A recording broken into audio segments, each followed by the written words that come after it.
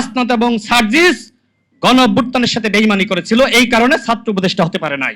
গণ অভ্যুত্থানে তো সস্তা জিনিস না, বললেন আর হয়ে যাবে। জীবনে কখনো নেতৃত্ব দিয়েছেন? জামাতের নেতৃত্বে দেশে কখনো গণ অভ্যুত্থান হয়েছে, আন্দোলন সংগ্রাম হয়েছে? গণ অভ্যুত্থানের একজন নায়ক নাহিদ ইসলাম, তিনি নিজেই বলেছিলেন বাংলাদেশের জনগণ জামাতের নেতৃত্বকে গ্রহণ করবে না। আমার লজ্জা লাগে, দুঃখ লাগে। নাহিদ ইসলাম কি করে এই কথা বলার পরে জামাতের আমির ডাক্তার শফিকুর রহমানের নেতৃত্বকে মেনে নিলেন, গ্রহণ করলেন। Presenting Walton Crystal Series. Switch to premium. Switch to Crystal. এটা গণ অভ্যুত্থানের সাথেই অপরাধ, অন্যায়, আমাদের জন্য লজ্জার। প্রিয় বন্ধুগণ, আপনারা শুনেছেন যে হাসনাত আব্দুল্লাহ, সার্জিস আলম তারা বেশ প্রতিনিয়ত যেখানেই যাচ্ছে সেখানেই হুমকি দিচ্ছে। আমি আপনাদেরকে একটি তথ্য দিতে চাই। আপনাদের মনের মধ্যে কি প্রশ্ন আসে না যে 1 নম্বর সমন্বয়ক নাহিদ ইসলাম এবং 4 নম্বর সমন্বয়ক আসিফ মাহমুদ ছাত্র উপদেষ্টা হলেন? আসিফ মাহমুদের আগে থাকার পরেও কেন হাসনাত এবং সার্জিস ছাত্র উপদেষ্টা হতে পারলেন না? এর মূল কারণটা হলো হাসনাত এবং সার্জিস গণ অভ্যুত্থানের সাথে বেইমানি করেছিল, এই কারণে ছাত্র উপদেষ্টা হতে পারে নাই। যারা সমন্বয়করা ছিল তারা 2 ভাগে বিভক্ত ছিল।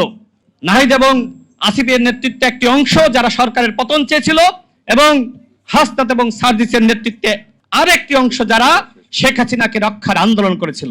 19 জুলাই যেদিন এত মানুষ শহীদ হয়, এত মানুষ শহীদ হওয়ার পরেও কিভাবে সরকারের সাথে সংলাপ করলো, এই প্রশ্ন কি আসে না?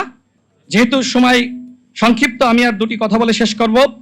দেখেছেন আপনারা, একজন সিনিয়র নেতা কর্নেল মোহাম্মদ অলি তিনি বলেছেন জামাতের আমির ডাক্তার শফিকুর রহমানের নেতৃত্বে ছোট ছেলে নাহিদ ইসলাম, মামুনুল হক তারা নাকি একতাবদ্ধ হলে বিএনপি সরকারের পতন হবে। এইসব কথাবার্তা বলে আজকে তারা ফাঁকা ওয়াজ দিচ্ছে। এইসব ফাঁকা ওয়াজে বিএনপি সরকারের পতন হবে না। বিএনপি সরকারের মাননীয় প্রধানমন্ত্রী আজকের বাংলাদেশে বিনয়, নম্রতা, ভদ্রতা, আন্তরিকতা এবং সমর্মিতার যে সংস্কৃতি চালু করেছেন, এটি দেখে মানুষ মুগ্ধ হচ্ছে। আপনারা দেখেন নাই গতকাল প্রাইমারি স্কুলের শিক্ষার্থীরা কিভাবে মাননীয় প্রধানমন্ত্রীর কাছে এসে তার কাছে আবদার জানাচ্ছে? আপনারা কল্পনা করেছিলেন যে এইভাবে একজন প্রধানমন্ত্রীর কাছে যাওয়া যাবে? একজন প্রধানমন্ত্রী এইভাবে আমাদের মতন জনগণের সাথে জেমে চড়ে যাবে? প্রটোকল নেবেন না?